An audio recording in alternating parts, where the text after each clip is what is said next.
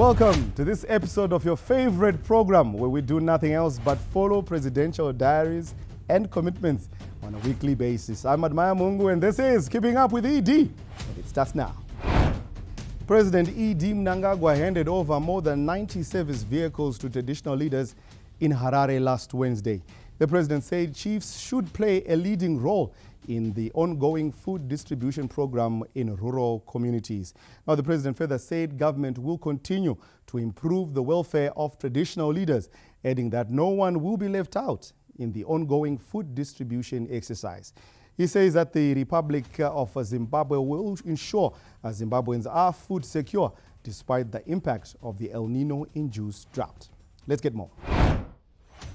The Zunde Ramambo Ispala Senkosi program has gained traction as we grapple with the El Nino-induced drought, which requires our traditional leaders to distribute food aid to the needy people in rural communities.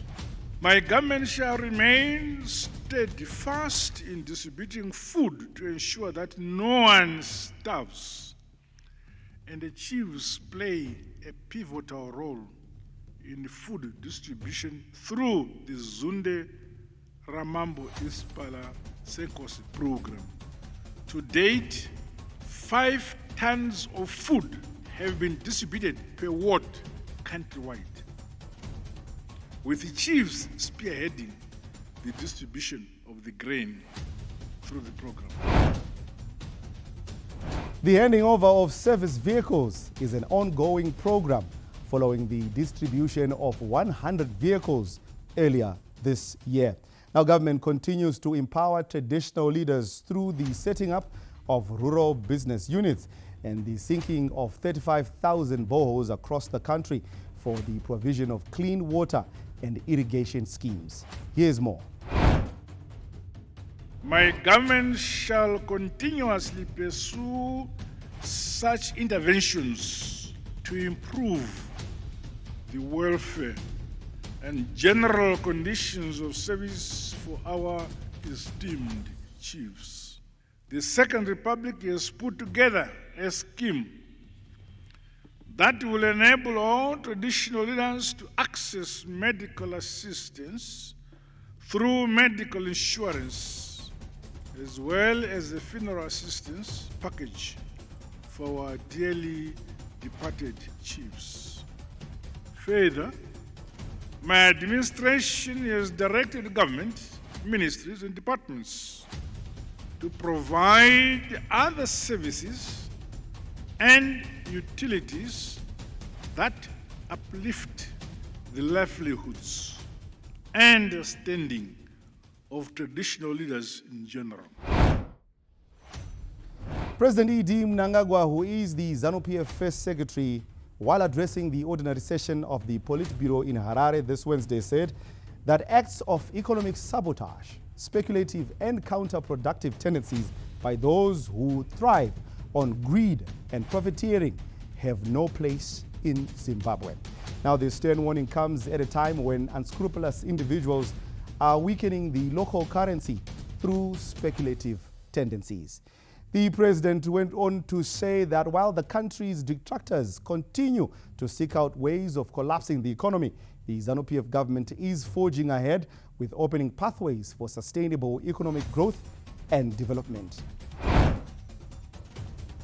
The fact that the chronic attacks of detractors and their brute falsehoods have consciously failed to divide our country or collapse our economy is testament of the unity and the resilience of the people of our great motherland, Zimbabwe.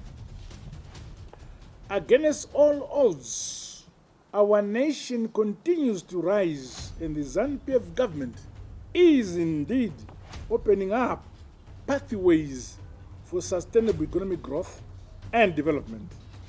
I applaud all our citizens of this great land. Acts of economic sabotage, speculative and counterproductive tendencies by those who thrive on greed and profiteering have no place in our country. Attacks on the economy to make the public suffer are unacceptable, and my government will protect the ordinary people. Now, President Mnangagwa further warned unruly elements abusing social media platforms, sowing seeds of disunity and advancing misguided political agendas within the country and the party. Each and every one of us here in the Budiriro, and indeed all members, have a sacrosanct constitutional obligation to uphold the unique character, principles and nature of our party, ZANU-PF. Accordingly, I challenge the party to resolutely oppose statements and actions that undermine or distort our correct line of the revolution. All moves to damage the interests of the people of our great motherland or tamper with our unity, social harmony, development interests, sovereignty, security, and overall national stability should be decisively dealt with. In this regard, it is incumbent on the structures of the party to act boldly against anything that erodes or weakens or undermines the party's unity, our discipline, vitality, and strength. Unruly elements who are abusing various media platforms to cause alarm and despondency, while also sowing disunity and advancing misguided, nefarious political agendas within the country and the party, stand warned. Now, on the forthcoming summer cropping season, President Mnangagwa said government has started availing inputs to the country's citizens. Let's get more. Given the promising 2024-2025 rainy season, I call upon all structures of the party to keep members and communities mobilized and adequately prepare for the upcoming season. Government has begun to avail the requisite inputs under the Presidential Agriculture Climate Proofing Input Support Program, which I will be launching in Budiriro. No household, village or ward will be left behind. The Politburo deliberated on the upcoming ZANU-PF 21st National People's Conference slated for Bulawayo later this month, with reports on winter wheat and state of the economy also topical. Honorable Utoni Nuyoma, who is also a high-ranking member of the ruling SWAPO party, paid a courtesy call on President Emmerson Mnangagwa at State House in Harare this Friday. Now, Namibia's Minister of Labour, Industrial Relations and Employment Creation, Honorable Utoni Nuyoma, says his country is keen to tap into Zimbabwe's vast knowledge in a wide range of areas. Briefing journalists after a closed-door meeting, Honorable Nuyoma said the meeting was meant to share ideas on economic emancipation. I'm here with my colleague from Benin. Before Namibia's independence, through President Gaddafi, he used to bring us together, the youth activist. I was also a former youth activist and representing the liberation movements in Southern Africa. I was based in Algeria. So that's where we, ANC, SWAPO, ZANU-PF, and many other the activists from Mozambique and Angola, we were meeting, strategizing how we can liberate our Southern African region. So we are happy now, we have succeeded. Now we are looking forward to see how do we really bring meaningful economic independence to our region. The second edition of the Zimafro T10 cricket tournament ended on Sunday evening at Harare Sports Club, with the Joburg Bangla Tigers winning the tournament. Now, President EDMnangagwa, emphasized government's thrust towards attaining public-private partnerships in development of sport in the country. He said this during the official closing ceremony of the second edition of the ZimAfro T10 tournament at Harare Sports Club on Sunday evening. Let's get more. I'm happy that the Zimbabwe is open for business mantra has fostered strong partnership between government and the private sector for inclusive and sustainable development. My government, therefore, stands ready to continue playing its part towards attracting investors in this sector.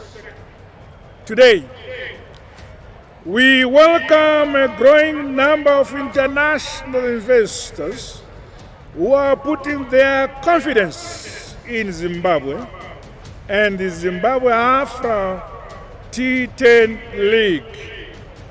These investors represent countries such as Australia, Bangladesh, India, the United Arab Emirates, Portugal, and the United States of America, among others. This demonstrates that Zimbabwe's doors are truly open for global partnerships and opportunities.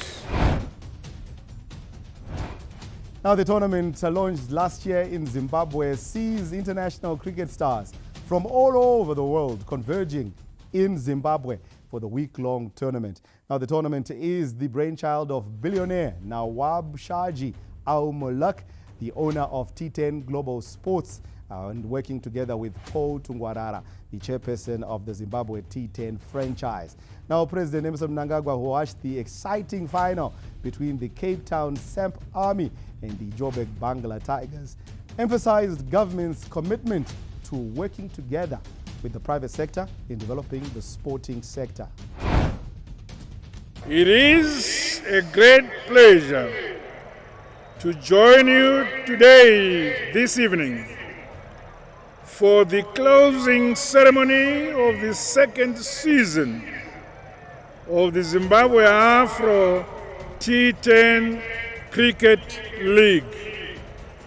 This tournament is once again brought together top cricketing talent from across the globe, and it is inspiring to see how the event has grown and captured the attention of fans both here in Zimbabwe and around the world. It is part of my government's efforts to increase the number of people participating in sports and recreation activities. I had the honor of being here last year to witness the inaugural Zimbabwe Afro T10 tournament, which not only captivated and motivated the sporting world, but also set new benchmarks for the future of cricket. The closing ceremony saw President EDMnangagwa handing over winner's trophy to the victorious Joburg Bangla Tigers. Player of the tournament and Zimbabwe cricket poster boy, Sikandar Raza, presented the president with a signed official T10 winning shirt. Now, keeping up with ED takes a short break, and we will be right back shortly.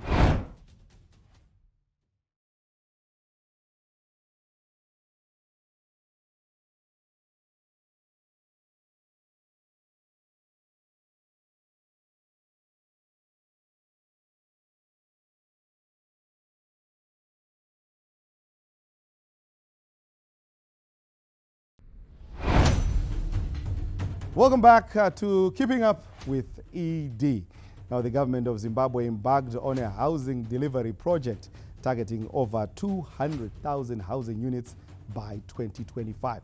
Now, the Keeping Up with ED crew visited one of the housing projects spearheaded by the Ministry of National Housing and Social Amenities. And this is in Dzivarasekwa, the Dzivarasekwa Flats to be exact. Now, more than 30 families who were affected by floods in Budiriro are now housed at these flats.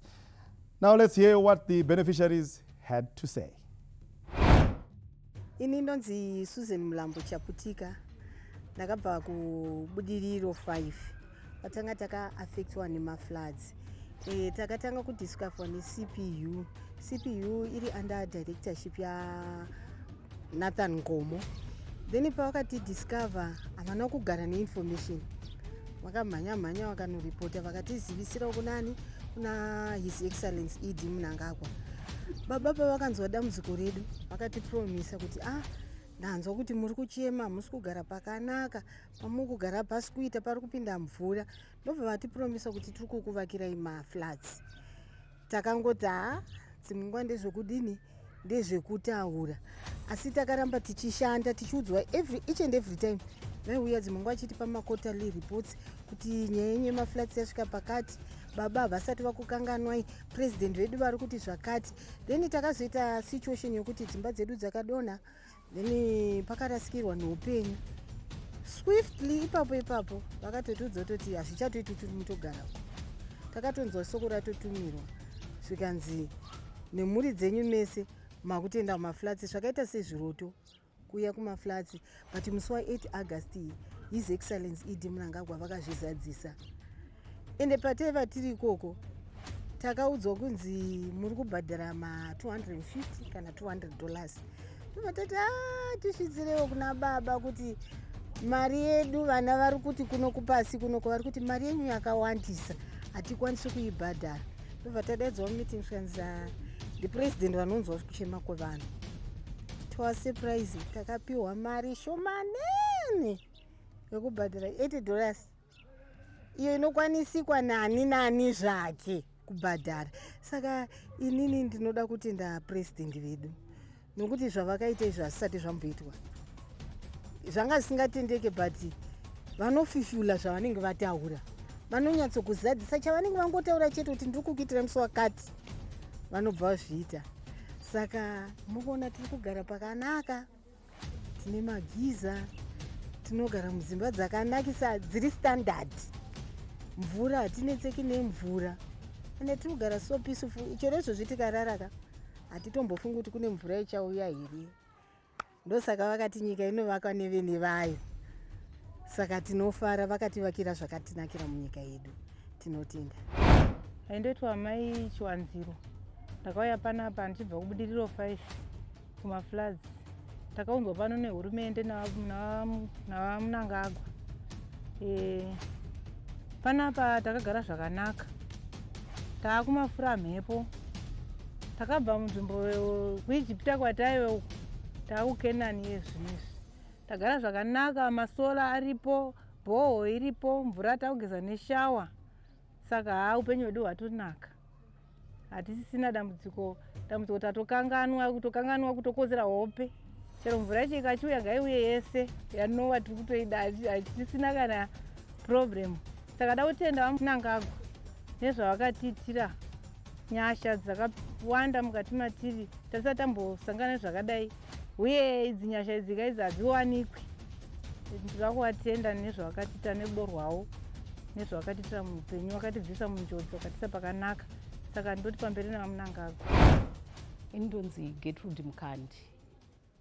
Ndakabvawo ndiri one of the victims ekubudiriro 5B extension kwaive kwakaita mafashama. Saka takashiftwa napresident muna August tichiuya panapa mushure mekunge vazonzwa kuti pane mwana ayeredzwa nemafashama iyayo. Saka president vakati aiwa mushure mekunge ndanzwa kuti mwana ayeredzwa ndakati aiwa isusu tiri sehurumende tinonyanyomirira vana ndobva vatipa pekugara. Vakatipa pekugara indonzi mai Mukandi ndotogara pablock 9 apa mudo 8. Takaitirwa zvakanaka. Ndinogara ndichitaura kuti inini president ava ndovanamatira havandizivi zvavo but kuvanamatira ndotovanamatira nekuti vakashandiswa naMwari zvinoshamisa. Isusu kwatakabva taimboendeswa kusenda, tinochengetwa nesocial welfare kusenda, asi takazosvika pakuti zvakwana. President wakatichegedzai ndikupei pekugara nevana, even vana vakafara vari kutambanuka, even nzvimbo dzechikoro tabatsirwa nehurumende kuti tidziwane. Taenda kuglaudina tikabva, vamwe vakaiswa kuglaudina, vamwe vaiswa kuemurai, vamwe vari kuiswawo kuDZ kunumber 2. Tiri kubetserwa nevakuru vehurumende nevekueducation kuti tiwane nzvimbo dzevana vechikoro. Tistori naMwari vatotaura navo, izvozvi ndokwatambetiri kwatatoenda nhasi tikatobatsirwa zvikaita zvakanaka. Saka tinotenda President EDMnangagwa nekutipa pekugara, nekutipa pekugara pakatambanuka. Senge inini zvangu kuBudiriro ndaitogara mukebhini, handitozivi kuti chidhina chinoita mari, ndangoerekana ndangogara mukati meimba yakanaka. Ndinoda kuvatenda President ava, Mwari wokudenga ngaavaitire zvakanaka, varopafadzwe pese pavanopinda nepavanobuda. Ndinotenda zvikuru nehurumende yemuno, vatiitira zvakanaka, ndinotenda. My name is Dzivarasekwa. I'm here to personally thank President EDMnangagwa for giving us such a place to live. I'm so happy to be living in the resident called Dzivarasekwa Extension Flats. I'm so happy because now I can do my studies. Ndikunyatsofarira because this place is so huge and big, it's quiet. And consequently, kuna noise yakawanda, so I'm able to start. I'm an A-level student. I'm doing MBC, which is chemistry, bio, and mathematics. I'm so happy, and I think I'll pass because this place is so quiet. No one will be able to disturb me. I have my own room, so I'll be able to study quietly. So I would like to thank the president so much. Ngavarambe vachibatsira vamwe, not us only takawanikwa nedambudziko, but everyone. Vanofanira kubatsira munhu wese sezvavari kuita. So I'm so happy to be standing part of thanking the president. So when I finish my level, I want to become a pharmacist and ndobva kuuniversity so that I will be able to kugadzira madrugs ekuti tinokwanisa kubatsira vamwe. Pane madrugs asiri kukwanisa kugadzirwa muZimbabwe personal atiri kuona kudzimwe nyika. But I want to be the first candidate and the first student kugadzira mapiritsi ese ari kushayikwa echirwere, especially mapiritsi eBP ari kuita mashoma mukati meZimbabwe vanhu vachifa. So I want to be the first girl Dzivarasekwa kumagadzira. Thank you very much. Let's take a short break, and when we come back, we will be joined by the CEO of Zimbabweans, that is Dr. Tinashe Manzungu. Don't go anywhere.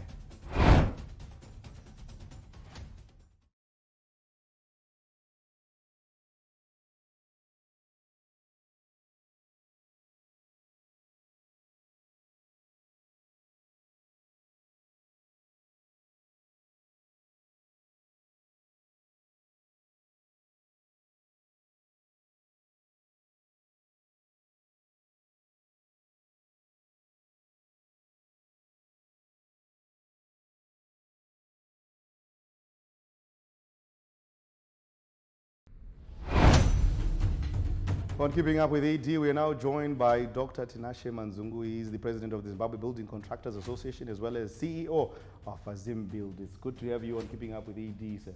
Thank you very much, Admire. It's a pleasure having me on this program.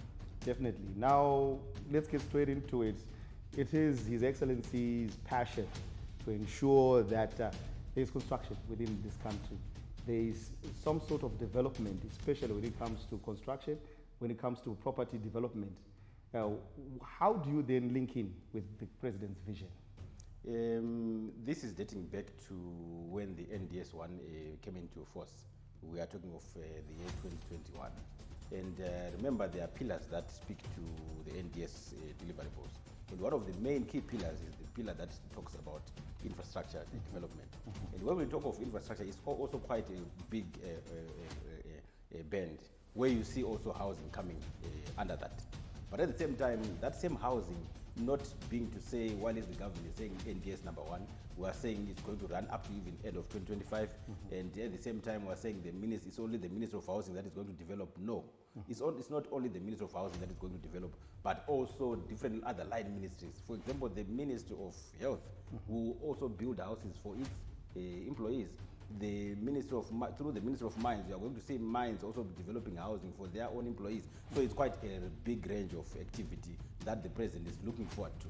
So we come in to support as local contractors in Zimbabwe who have been given power by NDS1 to say the Zimbabwe that we want, that is going to be an upper middle income economy by 2030, is going to be built by the local Zimbabwean. The local Zimbabwean that is being referred to is us, the contractor of today. All right. Now, we know you're a well-traveled man and you've been to many different developed countries. How important is infrastructure development when it comes to attaining that middle income economy status? Definitely, yes, I'm very much well-traveled, but you will see that the issue that then makes infrastructure or construction become probably a key player in making sure that Zimbabwe will be an upper middle income economy is the issue of it being the nerve point of every country, construction. Remember, construction is the road to economic development. You cannot invite investment to a country when there are no important basic infrastructure requirements. I'm talking of the horizontal infrastructure. I'm talking of the roads. I'm talking of the power. I'm talking of communication. I'm talking of energy. So all these prerequisites are the ones that will invite both domestic and also foreign investors to a country. They want to see whether if they put up their mind, are they able to house the output to the next port? Is there a perfect road? Is there rail? All those are issues. So that is how important it is. So once that is in place, it means we're going to invite the big investors of the world to Zimbabwe. And what does that mean? It means we are now generating income, growth, and also prosperity within the country. Then that defines the NDS number 2 that we so wish to have, an upper middle income economy by 2030. We've seen a genesis in terms of an upward trend ever since the Second Republic came into office through the leadership of His Excellency, Comrade EDMnangagwa. Now, is this now what we could say a culmination of his passion for infrastructure, his passion for development? Definitely. Remember, one of the very key deliverables, as I have mentioned before, the issue of NDS1, looking into the infrastructure pillar. This is a vision that has been set by who? By His Excellency. Supported by who? By his cabinet. Supported by who? By the private sector. Remember, he is quite well lined up to say, the Zimbabwe that I want to see shall be built by Zimbabweans. And who are the Zimbabweans? It's us. So it is actually a trend that is going up, coming through from his vision.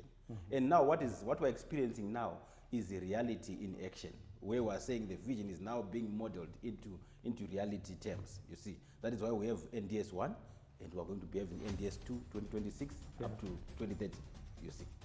Right, on that note, we saw the mantra, Nika inova kwa neve nevayo. And as you had said, the contractors, the guys who are on the ground building. And we've seen a shift in terms of local contractors, local people, local engineers coming in and doing massive, big projects that previously were done by international companies, foreign companies. What does this say about believing in oneself, especially as the people of Zimbabwe? I think that is now a testament to what we can achieve as Zimbabweans. It is a point that should tell everyone, not only in Zimbabwe, but throughout the world, to say Zimbabweans can do it. We have always been able to do it. However, it's probably the plan and the execution models, and also probably the willingness from the government. That was probably supposed to be upping on the game. Now, what we're seeing is what the government has actually done. It has upped the game since the advent of the Second Republic, right? And what has actually happened from within us, our category as local contractors, is just to say we have simply responded. We've done nothing more. Of course, what then makes a difference from what you are seeing is the great strides and great projects that are coming up. Now, the government also is coming in to assist the local contractor to retool. The projects that are being chugged out by the government are being given to the local person, who in turn then gets awarded the project and is probably in many times advanced in terms of payment to some 15 to 20% range. So if it's 15 to 20% of say $10 million, that's a lot of money. Meaning to say you have been capacitated to bring in the new tools, the new equipment, the new machinery that will help you to build the road, that will help you to build the vertical building. So what does it mean then? It's actually capacity that has been built over time by the government to the local person. Nothing more has been done to the person. The person has been educated already. You know, Zimbabweans were quite educated, but we were lacking the capacity. It's only the capacity now that then speaks to what is happening. So yes, the person in Zimbabwe who is asked, the local contractor, is able to do the work only in terms of capacity. That is where we're lacking. Now we've been capacitated, and there is continuous engagement with the government, not only those who are in the field, but also newcomers from even universities because of the innovation hubs. We are seeing these youngsters coming up in force, forming companies, and also getting capacitated in different levels of construction. Construction is a broad scenario where you have category A to category E, the smallest contractor. So everyone can fit in that industry and produce. So this is what we're How is Zimbabwe Building Contractors Association now helping these smaller guys come in and ensure that they help in terms of the construction that's happening in Zimbabwe right now? Yeah, a very good question. It's also speaking to our vision also as a Zimbabwe Building Contractors Association. You see, a definition of a contractor, it does not come out because you are an engineer, or because you are a learned quantity surveyor, or because you are a land surveyor, or because you did construction at university level. No. You can be a businessman who can venture into construction. You can be a simple grassroots builder, that builder who builds in your homestead, there in the rural areas.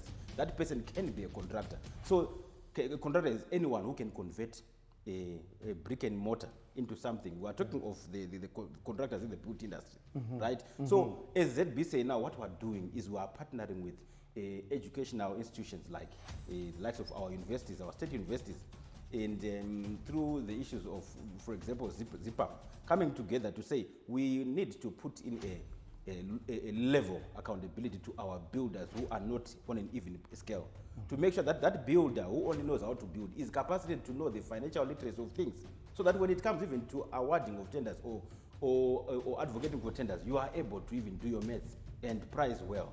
You see now, we also have people who are only engineers. They very well know how to engineer a bridge, but they don't know now the gist of the financial literacy. Exactly. They don't know how to run a business. The difference between a contractor and a business, I think that is where we are trying to bridge that gap. A contractor is someone who is contracted to perform a task, while it's a businessman who will see the profit out of the contract. You see now. Yes. So we're trying to bridge that gap. That is what we're actually doing. So I'm also then looking into in short, we're formalizing the whole scope of engineering into a business, because we want these contractors to remain swimming forever and ever, and their businesses should become a generation of businesses. I think if I ask you a construction company that is more than 70 years old now, you cannot, in Zimbabwe, you cannot even speak of one. Why is it like that? It's because they've been given contracts. At the end of the contract, they dissolve. And that's what you want to stop. That is what has been happening. Yeah. So our objective now is to create generational businesses. Okay. Yeah, to our fellow contractors. Right. You talked about vertical construction, then we talked about NDS1, and we said, okay, government is set out to build 220,000 housing units by 2025. That's already been done. And it was revised to 1 million. 10 million. 1 million by 2025. That's 3 months to go. That's 3 months. Yeah. What needs to be done to ensure that we are on that upward trajectory and we could get somewhere close to that million? Yeah. You see, it's not only government's duty to provide these 1 million housing units. We will not only look forward to government, but also let's say while the government is doing whatever they are doing, that is very much a tremendous work that they are doing, because it's the direction that we are seeing. But also now we call upon finance houses. We are talking of banks. Let's also then see more work being done by other government agencies, like the likes of IDBZ, the likes of Homelink, the likes of even this National Building Society Bank. These are government, quasi-government institutions coming into play big time. Then us as people in the private sector as well, with companies or even developers that we are having in the country. When all these more than 5 institutions come together, we see much trials coming to force. So people in the diaspora, these are the opportunities that they're supposed to be looking into.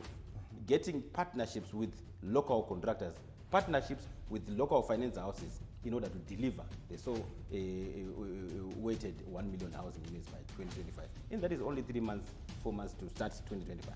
And you're CEO of ZimBuild, you're going to play a part in that as well? We are not going to play a part in that, but we are already playing a part. We have actually played a part, and we are going to continuously engage and do more for the benefit of Zimbabweans. Dr. Sinashe Manzungu, thank you so much for joining us on Keeping Up with ED. Thank you very much, Admire. Looking forward to another program exciting like this one. Thank you. That's all we had for you in this week's episode of Keeping Up with the ED, where we do nothing else but follow presidential diaries and commitments on a weekly basis. I'm Admire Mungu and the crew behind the scenes, and we say this is Keeping Up with ED, and it's goodbye for now.